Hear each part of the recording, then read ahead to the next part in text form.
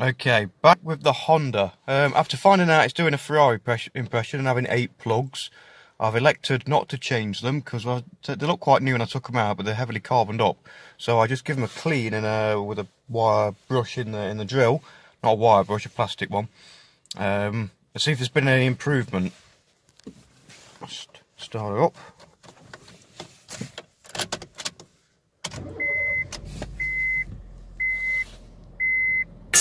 Bits production. Oh. Ah. Copyright. How appropriate. I believe in miracles. There's... I'll put the lights on so you can see the dash a bit better. That's made no difference. There's no engine management light.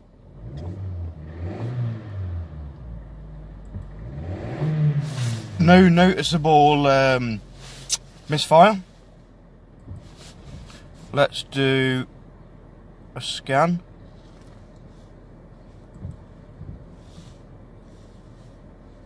Using the torque.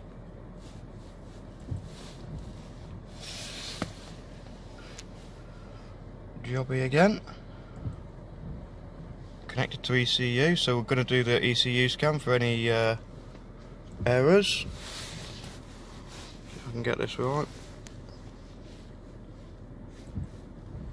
That's wrong. Fault codes.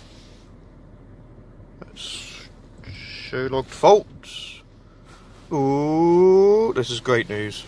If this comes clear, this is really good. Excellent.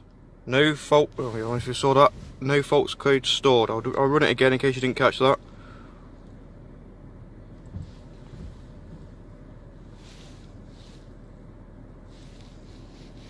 There's a little message down at the bottom.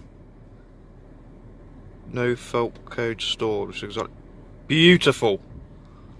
So that's an absolute result that appears to have fixed the misfiring problem, the engine management problem, and hopefully the emission problem simply by cleaning the spark plugs. Bear in mind, the mechanics at the MOT centre, this said this was beyond economical repair. So all that leaves us with now on the fail sheet is the corrosion to the brake pipe. Now I'm going to do a little workaround on that. I'm just going to apply grease to the alleged corroded area and put it in for an MOT, knowing that I'll get a advisory or whatever it's called these days on it. Should it pass, then I'll change the brake pipe before I sell the vehicle, but I don't want to be putting any money into the car in case we still have an emissions problem. So the next time you see this car, we will know whether it has or has not passed its MOT. But cleaning up those plugs and running lovely and smooth. What a result. She's back. And what's this inside? Ooh. A valid MOT certificate. Went straight through the emissions after that spark plug problem. If you're wondering what the white powder is, no, it wasn't Tony Montana who MOT'd the car. This is actually bicarbonate of soda to absorb the smoke smell. So I didn't know this, but any of you Kimmy and Aggie types out there, it flipping really works. I couldn't believe it. Chucked it in, absorbed all the smoke smell. I need to hoover it all out, give the car a good wash over, and get it up for sale. I mean, if you are an aspiring Tony Montana, this might be the ideal car to distribute your wares. You know, feel free to get in touch. Nice and subtle. Put a tartan blanket in the back seat and some Werther's Original in the glove box, and you're almost invisible to law enforcement. Hit me up in the comments if you want to buy it. Right then, back on with the Honda. I bought this brake flaring kit off eBay. Cost just over £20, so it's got the flaring kit here, the various different sizes of the press. It came with a tube bender. Tip that out for you, have a quick look. Okay. The brake line itself, a tube cutter, and the male and female end pieces. We're only going to need this variety because I'm not joining two lines together. I'm doing a single a single line, and it's female to female end, so 2 male ends in the line itself. I suppose you could get away with cutting it and making a join, but the way I see it is the less joins you have, the more reliable your system's going to be.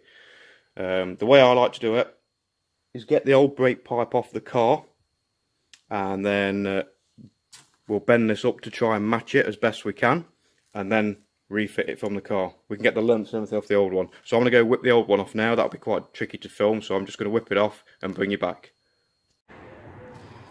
Okay, here's where the brake lines come from. This is the block where it meets the flexi. You can just see I've put one of the new male adapter pieces in there, joining pieces, just to make sure it fits, and that fits fine. One point to remember is always jack it up on a solid surface, and always use an axle stand. It came round to the ABS block, and it was this one at the front, so it was really quite easy to get out. As you see, it's quite a short run down here round. We'll try and utilise this clips if we can. I noticed someone else has been in and replaced brake lines and not bothered, so I'll try and get them in if I can, if there's enough space on them. Right, back inside, let's get bending. Okay, I've been bending up the brake pipes. Well, that's a mouthful, isn't it? I've been bending up the brake pipes, thank you. And as you can see, I've got it somewhere near. We're never going to get it exactly the same. We haven't got the type factory bending machine. One other thing to be aware though, brake fluid, if it leaks, it's quite corrosive to paintwork and whatnot. So if you do drip a little bit, wipe it off as soon as you can. Otherwise, it will bubble up your paintwork, make a right mess of it. Next, we're going to move on to putting on the flared end and the insert. Always slide the end on first before you make the flare.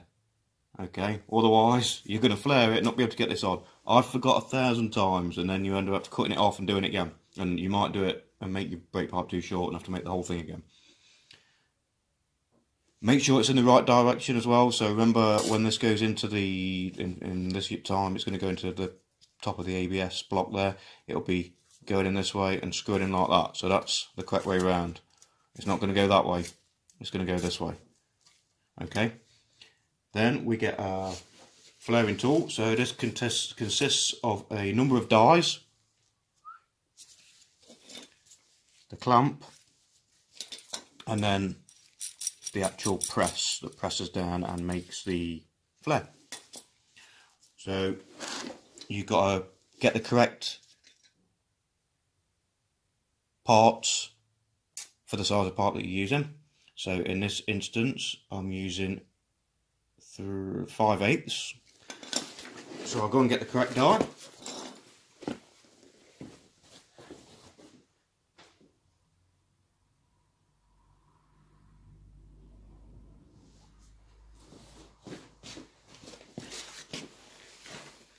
I tell a lie, I've looked at that wrong. I'm using 3/16. So I have in fact got the correct die. 3/16, 3/16. Open up the clamp part. Put your brake pipe inside.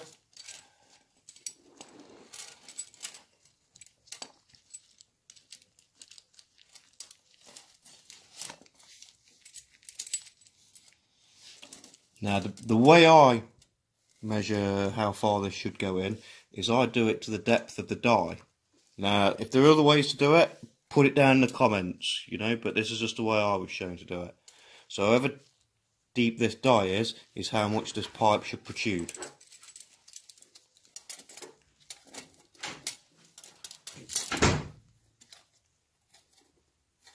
Tighten that up. The die goes in to the pipe.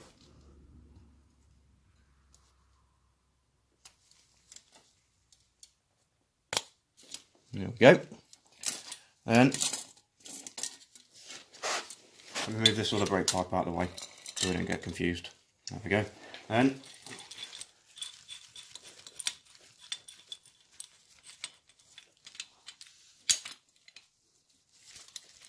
pop on the clamp, the press, sorry. There we go. And then when that's in place, we start to tighten it up.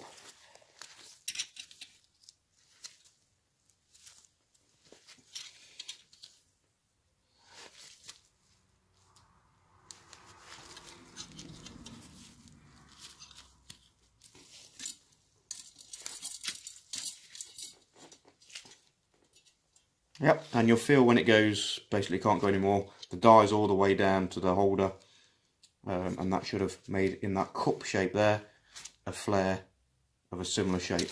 Let's take that off and have a look, see if we've been successful. Wind that off, open this out, pull out the die, beautiful, there we go. A nice flared tip, just like you want it. That goes in there. Excellent. Let's see about this getting reinstalled on the Honda then. And there we have it. Brand new. Installed on the car.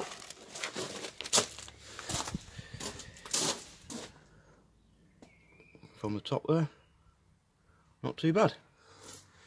I've actually run out of brake fluid, I didn't realise, so I'm going to put this back together for now. And get some tomorrow. In the meantime, I'm going to put this on the steering wheel just in case I forget or my father-in-law borrows it. What I've also done is I've just sprayed a bit of WD-40 on the bleed nipple, so tomorrow hopefully that'll come off nice and easy. Alright, see you tomorrow for the bleeding. Move the driver's side electric window motor. Normally there's a can on this covering this, and you can see it's totally rusty and completely seized. I can't turn, oh I can a bit, now it's out. It's completely seized. This part here should slide up and down and activate the window. So I've got the new part in, well second hand part. I'm just going to connect it up and do a test. Great news, the motor's in and it runs fine. I couldn't film it because I haven't got enough hands to hold the window and operate the window regulator, etc. But what you can do now is, now we've got a working motor in there, is we wind the window to the halfway position. The bracket on the regulator, which is this piece here that slides up and down, you can move it to the middle position where there's a hole where we can get at the bolt this side and the bolt this side. Rather than with the motor jammed, I had to get at the bolts right up inside, up here inside the door panel, which is really awkward. So this should make it a lot easier to bolt back together.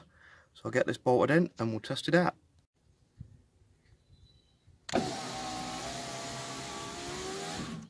Whee! Whee!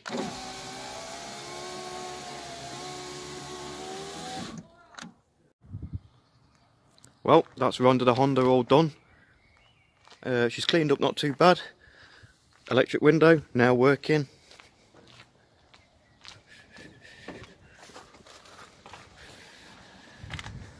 Yes! Interior's had a good clean.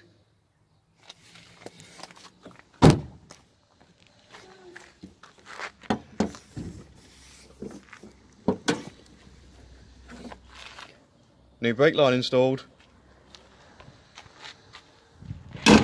and at that she's sold. A quick roundup of the costs then, because I'm sure some of you are interested, on our no expense spared CGI system. Okay, Ronda the Honda. We've purchased the car for £250. The brakes cost £20. The MOT, tax and insurance, the biggest bill, £105. It was a good idea to have it insured and taxed, obviously for moving around, make sure we're all legal eagles, and it also gave me the opportunity to drive the car, see if there are any other problems popped up on it before I put it for sale. The window wasn't necessary to pass an MOT, but it's handy for the new owner, so they can order McDonald's for the window, whatever. Cleaned in a £5. Car was filthy, so we saw our top tips there, using the bicarbonate of soda to flush out bad odours in the interior. That worked amazing. I was very sceptical on that. It worked brilliant. I couldn't believe how, you know, I don't know, magic. It worked with magic. So let's top those up using the CGI supercomputer. Beep boop beep boop beep beep beep boop boop boop. That was a computer. That's a total cost of £405. A sale price of £800, giving me a profit of £395. Going back to the brakes, some might say you could have just left it with the grease on the supposedly corroded, you know, brake pipe. As I say, I showed the pipe. It wasn't, looked at the pipe, it doesn't mean that bad, but I wanted to change it out so it was fresh for the new owner. You know, make your own decisions in life. Don't follow some idiot on a YouTube video. But not bad going. So really, you could have got it through an MOT for just the £40 price of the MOT cost if you weren't to do the brakes. Not bad considering this car was deemed uneconomical to repair by the MOT man. So there you have it. Ronda the Honda has been rehabilitated and released back into the wild, as is my mission with broken objects. Hope you enjoyed that. Hope the roundup of the cost was interest to you. See you on the next one.